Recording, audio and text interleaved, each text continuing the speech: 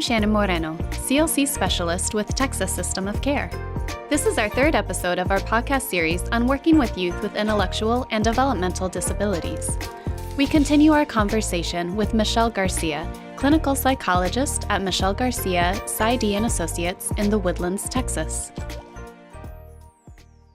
So we've talked a couple of times about, if the individual is verbal, so on and so forth. Like if they're verbal and you suspect that there may be mental health concerns, you can have a conversation with them. If they're verbal, make sure to have conversations about sexuality and empowerment and all these different things we've been talking about. What about for individuals who are not verbal, specifically if there's suspicion that there may be some mental health concerns going on outside of the IDD?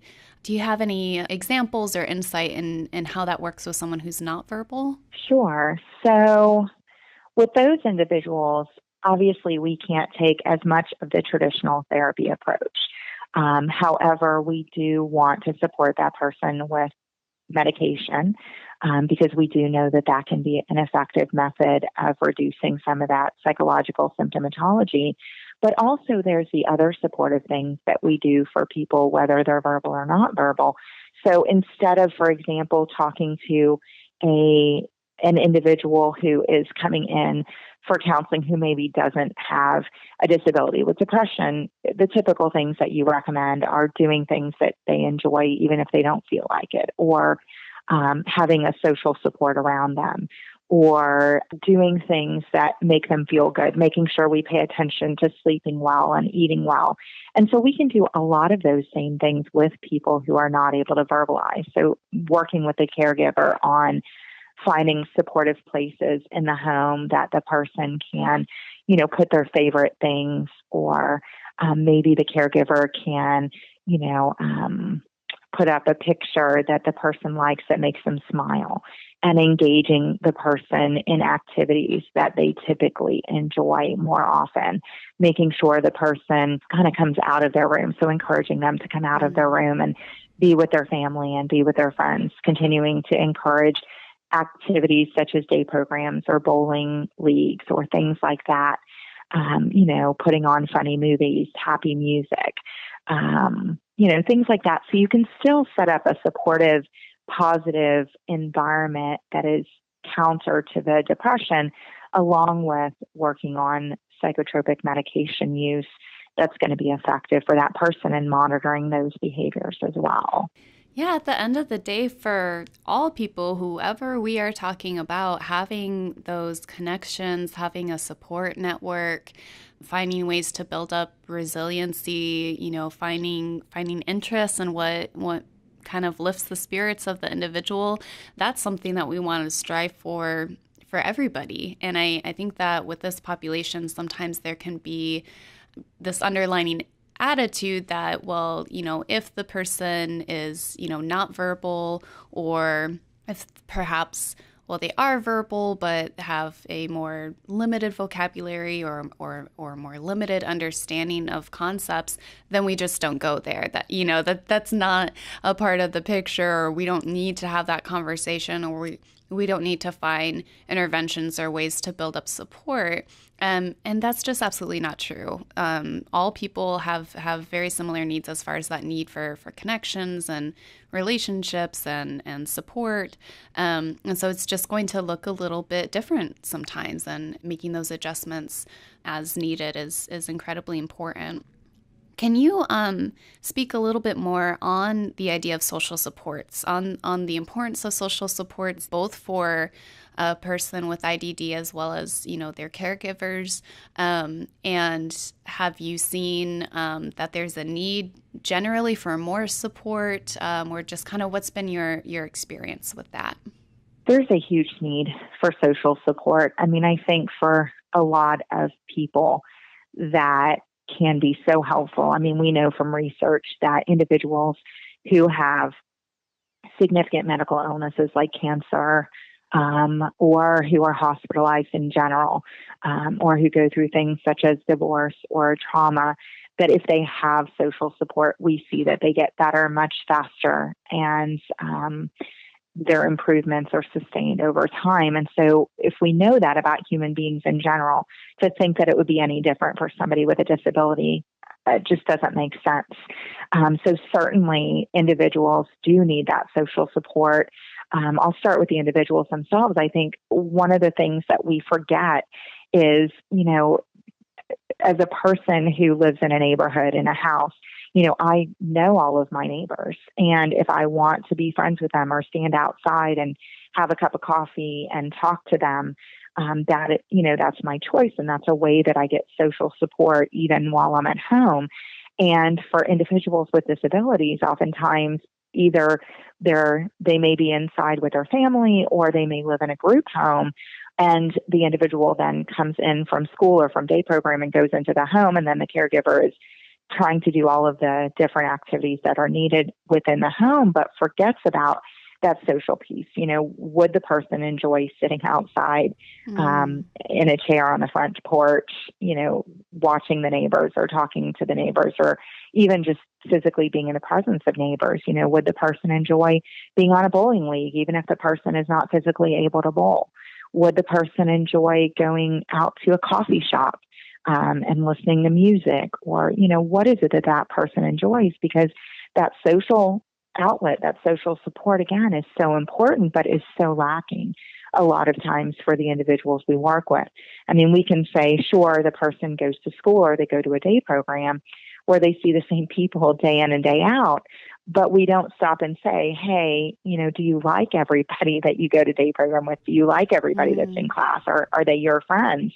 And even if they are friends with some of the people at that program, it doesn't mean that they don't want outside friends or outside outlets, just like any of us. I mean, we may work with the same people every day, and there may be one or two people at work that you become friends with, but certainly most people have more than one or two friends, and more than just work and home that they do on a more regular basis. And so I think we need to certainly pay attention to that.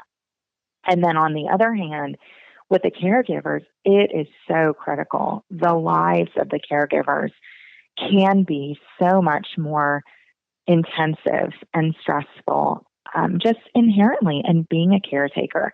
We know that there's a lot of caretaker burnout that goes on, and that's why there's a lot of resources for people such as emergency personnel or fire personnel or doctors or teachers or clinicians. And so, we talk often about self-care, but also about having social support to reduce that burnout. And so we need to make sure to provide that for caregivers as well. And so we've done a few things in the past. I've linked up, with permission, some families where I've got, for example, two families who both have an adolescent son diagnosed with Asperger's, who have similar behaviors.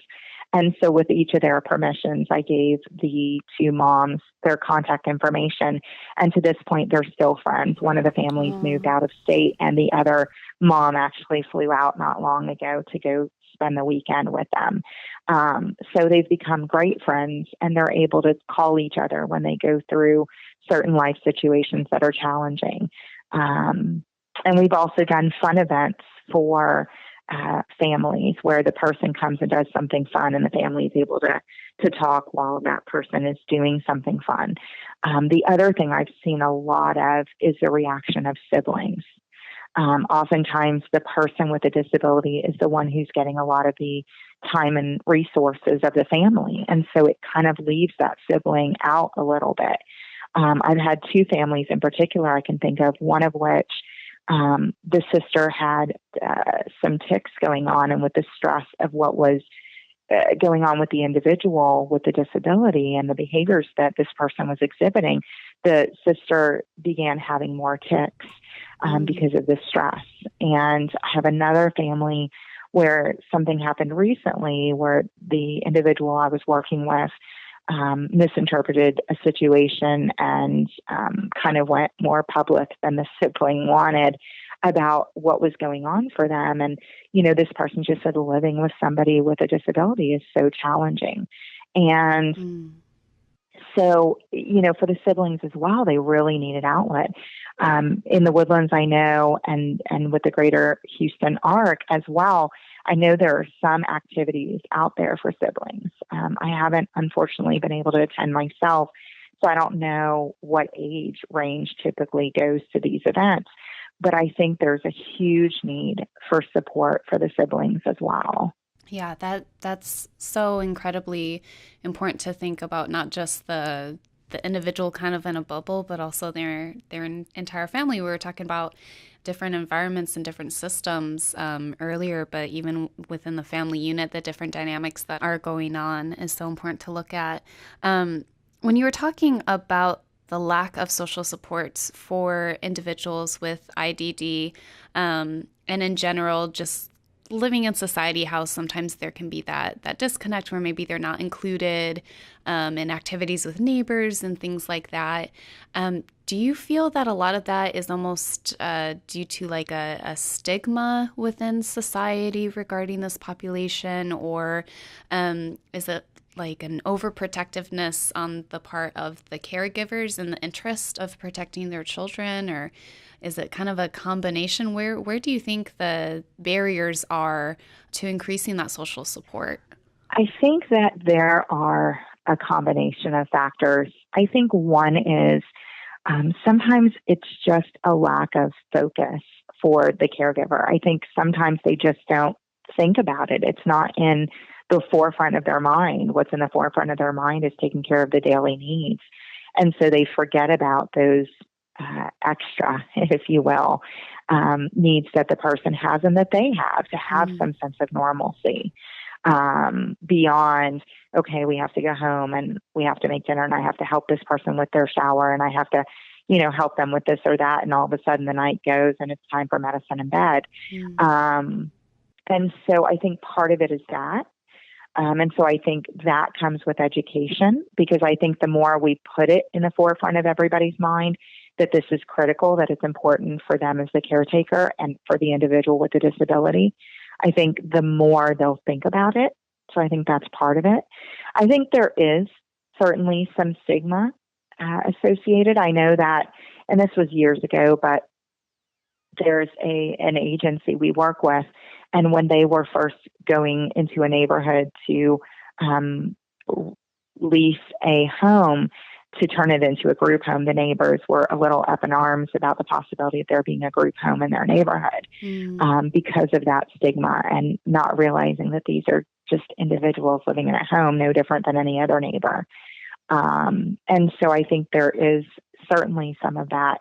The other thing I think as well is just a systemic issue, in that we just don't have either enough professionals or enough time for professionals to put something together, or for organizations to put something together. They're stretched so thin as it is. And when we talk about organizations that provide services for people with intellectual and developmental disabilities, they are expected at this point to provide an exorbitant amount of activities on an extremely limited budget. So to be able to do anything else just seems fiscally difficult. And so I think that's part of it for them.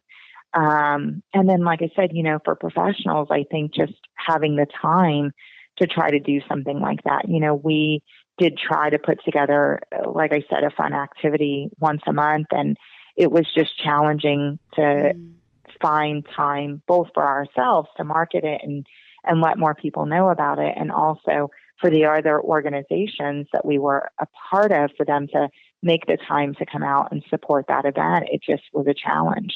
And so I think there's a lot of factors, a lot of barriers that we need to try to figure out how to overcome, because I think it's such a disservice that there's not. I mean, it's these individuals and their entire environment needs the support so desperately.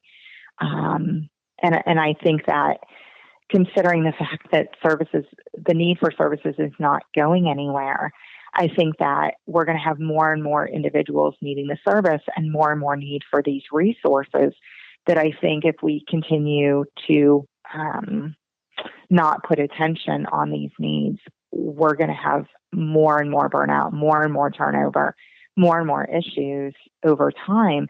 And then, of course, we know that stress and burnout also leads to health problems. And so for caretakers where they are natural supports, whether it's, a parent or a grandparent or a sibling, as they're burning out and having more mental health and health problems, it's going to be harder and harder for them to caretake. So I think that social piece just really needs to be focused on.